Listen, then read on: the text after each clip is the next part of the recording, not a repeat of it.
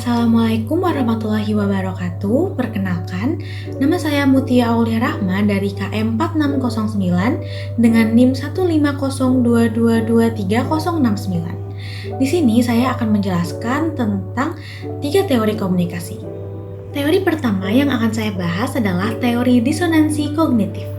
Teori ini menjelaskan tentang ketidaknyamanan seseorang akibat ketidaksesuaian ataupun adanya kontradiksi dalam sikap, pemikiran, dan juga perilaku mereka sendiri. Nah, istilah disonansi kognitif sendiri pertama kali diperkenalkan oleh psikologi yang bernama Leon Festinger di tahun 1957. Menurut Festinger sendiri, disonansi kognitif ini terjadi ketika terdapat konflik yang bertentangan antara dua elemen kognitif dalam diri individu, yang mungkin itu timbul karena adanya penyangkalan terhadap salah satu elemen tersebut.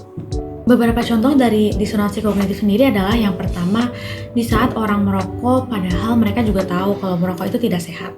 Dan yang kedua adalah di saat orang itu tahu bahwa mengonsumsi makanan yang sehat dan berolahraga itu membuat tubuh sehat, tapi mereka tetap tidak melakukannya.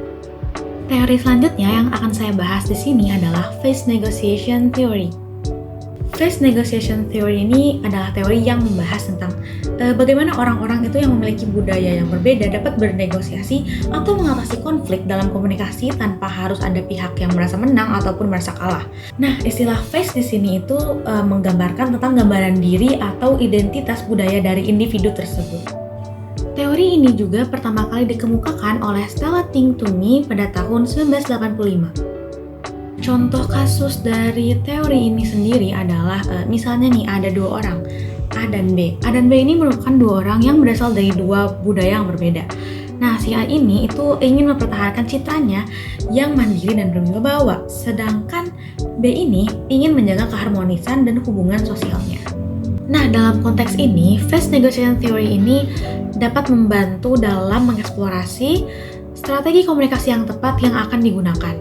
Nah, dengan penerapan Phase Negotiation Theory ini, keduanya dapat bekerja sama untuk mencapai solusi yang tidak hanya memandang atau memihak satu pihak saja, namun juga bisa menghormati budaya lain ataupun identitas dari masing-masing individu.